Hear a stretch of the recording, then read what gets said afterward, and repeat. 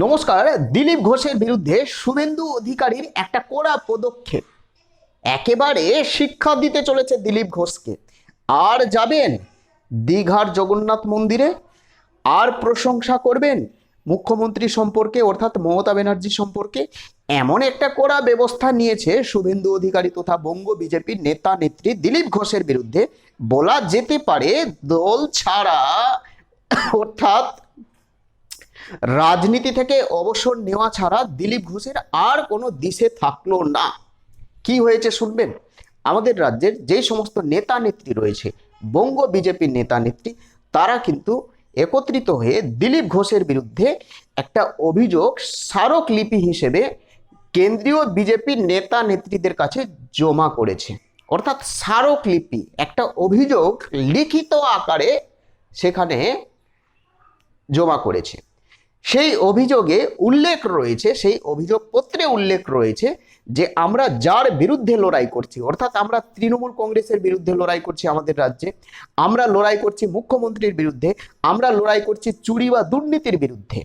সেই দিলীপ ঘোষ কিন্তু দীঘাতে মুখ্যমন্ত্রীর সঙ্গে নানান আলাপ আলোচনা করে মিষ্টি খাচ্ছে, চা পানি সমস্ত কিছু খাচ্ছে, এবং মেন স্ট্রিম মিডিয়ায় দিলীপ ঘোষ মুখ্যমন্ত্রী সম্পর্কে নানান প্রশংসা করছে। শুধু প্রশংসা নয়, তিনি আরও বলেছেন যে দিলীপ ঘোষ মুখ্যমন্ত্রী সম্পর্কে একটা স্পষ্ট বার্তা আমাদের রাজ্যবাসীকে দিয়েছেন যে তিনি কোনো চুরি বা দুর্নীতি করেন না বা করেননি, বা চুরি বা দুর্নীতির সঙ্গে মুখ্যমন্ত্রীর কোনো যোগাযোগ নেই বা সংযোগ নেই। অর্থাৎ মুখ্যমন্ত্রী খুব ভালো, তিনি চুরিকে প্রশ্রয় দেয় না, দুর্নীতিকে প্রশ্রয় দেয় না। অর্থাৎ চুরি বা দুর্নীতির সঙ্গে মমতা ব্যানার্জির কোনো সম্পর্ক নেই। কিন্তু আমাদের বঙ্গবাসী জানে যে চোরের রানীকে বা চোরের নেতাকে বা চোরের রাজাকে আমাদের বঙ্গবাসী জানে, প্রত্যেকটা ভোটার জানে।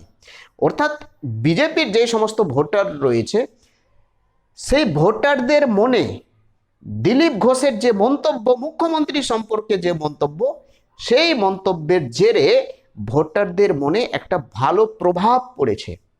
ফলত সেই সমস্ত ভোটার এবার টিএমসিকে ভোট দিতে পারে দিলীপ ঘোষের প্রশংসার দরুন। নানান অভিযোগ দিলীপ ঘোষ সম্পর্কে, নানান অভিযোগ কিন্তু কেন্দ্রীয় বিজেপির নেতা নেতৃত্বের কাছে তারা কিন্তু জানিয়েছেন। অর্থাৎ দিলীপ ঘোষ সম্পর্কে একটা কড়া ব্যবস্থা এবং নানান অভিযোগ দিল্লিতে জানিয়েছেন। এবার বোঝো ঠেলা। দিলীপ ঘোষ প্রত্যুত্তরে জানিয়েছেন যে কোনো মন্দির বা ধার্মিক প্রতিষ্ঠান বা শিক্ষালয়ে কেউ যদি আমন্ত্রণ করে তাহলে যেতেই পারে। কারণ রাম মন্দিরে কংগ্রেসের অনেক নেতা নেত্রী গেছেন, আম আদমি পার্টির অনেক নেতা নেত্রী গেছেন, তাহলে তারা কি বিজেপি হয়ে গেছে? নানান যুক্তি দেখিয়েছে দিলীপ ঘোষ। তার প্রত্যুত্তরে আবার অনেক নেতা নেত্রী জানিয়েছেন যে কংগ্রেসের নেতা নেত্রী যেতে পারে, কিন্তু তারা নরেন্দ্র মোদী সম্পর্কে প্রশংসা করেনি। কেন? আমন্ত্রণ করেছিল আমাদের রাজ্যের মুখ্যমন্ত্রীকে অর্থাৎ মমতা ব্যানার্জিকে। রাম মন্দির যেদিন উদ্বোধন হয় অযোধ্যায়, যায়নি তো মুখ্যমন্ত্রী, যায়নি তো। কারণ আপনি জানেন না যে এই সময় ধর্মের ভিত্তিতে ভোট ভাগাভাগি হচ্ছে গোটা দেশে। মমতা ব্যানার্জি কেন যায়নি রাম মন্দিরে? নানান যুক্তি দেখিয়েছে তারা, যারা রাজনীতি করছে তারা, আমরা না বা আমি না। তাহলে দিলীপ ঘোষ কেন সেখানে গেছে? ঠিক আছে, গেল ঠিক আছে, কিন্তু মুখ্যমন্ত্রী সম্পর্কে কেন প্রশংসা করেছেন?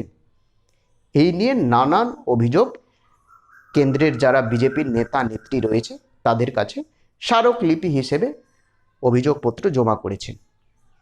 দিলীপ ঘোষ জানিয়েছেন যে আমি সেখানে গেছি সেটা আমার ব্যক্তিগত বিষয়, আমি কোনোদিন টিএমসিতে যাব না, প্রয়োজন পড়লে আমি রাজনীতি ছেড়ে দেব, কিন্তু আমি কোনোদিন টিএমসিতে যাব না বা তৃণমূল কংগ্রেসে যোগদান করব না।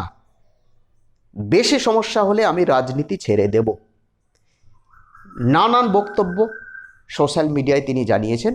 কিন্তু এই মুহূর্তে বড় সমস্যা হচ্ছে আমাদের রাজ্যে যত মিটিং মিছিল হচ্ছে বিজেপির পক্ষ থেকে বা কর্মীদেরকে নিয়ে যে আলোচনা, গুপ্ত আলোচনা, ইন্টারনাল বিষয়গুলো নিয়ে যে সমস্ত গুপ্ত মিটিং হয়, আলোচনা হয়, বা সভা হয়, সমাবেশ হয়, সেখানে কিন্তু দিলীপ ঘোষকে বা দিলীপপন্থী যারা রয়েছে বা দিলীপ অনুগামী যারা রয়েছে তাদেরকে কিন্তু আর ঢুকতে দিচ্ছে না, তাদেরকে আর ডাক দেওয়া হচ্ছে না, তাদেরকে দেখলেই বহিষ্কার করছে, go back go back slogan দেওয়া হচ্ছে। অর্থাৎ বঙ্গ বিজেপির যে সমস্ত নেতা নেত্রী বা কার্যকর্তা রয়েছে বা আরএসএস এর কার্যকর্তা রয়েছে বা বিজেপি সাপোর্টার যে সমস্ত ভোটাররা রয়েছে, দিলীপ ঘোষ সম্পর্কে একটা অন্যরকম চিন্তা ভাবনা তাদের মাথায় ঘুরপাক খাচ্ছে এবং দিলীপ ঘোষের এই যে মন্তব্য মুখ্যমন্ত্রী সম্পর্কে সেটাকে কোনোভাবে মেনে নিতে পারছে না। অর্থাৎ দিলীপ ঘোষকেও আমাদের রাজ্যের কর্মী থেকে শুরু করে ভোটার, নেতা থেকে শুরু করে নেত্রী প্রত্যেকেই কিন্তু বহিষ্কার করেছে। অর্থাৎ রাজনীতি থেকে অবসর নেওয়া ছাড়া দিলীপ ঘোষের আর কোনো পথ খোলা থাকলো না, কারণ তিনি টিএমসিতে যাবে না, স্পষ্টভাবে তিনি জানিয়ে দিয়েছেন। তাহলে কি তিনি কংগ্রেসে যাবেন? একটা বড় প্রশ্ন। তিনি বলেছেন টিএমসিতে কোনোদিন যাব না, তাহলে তিনি কি কংগ্রেসে যেতে পারে? নানান জল্পনা, নানান মন্তব্য আমরা সোশ্যাল মিডিয়ায় দেখতে পাচ্ছি। যাই হোক, কিছু বলার থাকলে অবশ্যই আপনারা কমেন্ট করে জানাবেন। প্রত্যেকে ভালো থাকবেন, সুস্থ থাকবেন। নতুন হয়ে থাকলে চ্যানেলটিকে সাবস্ক্রাইব করে দেবেন। জয় হিন্দ।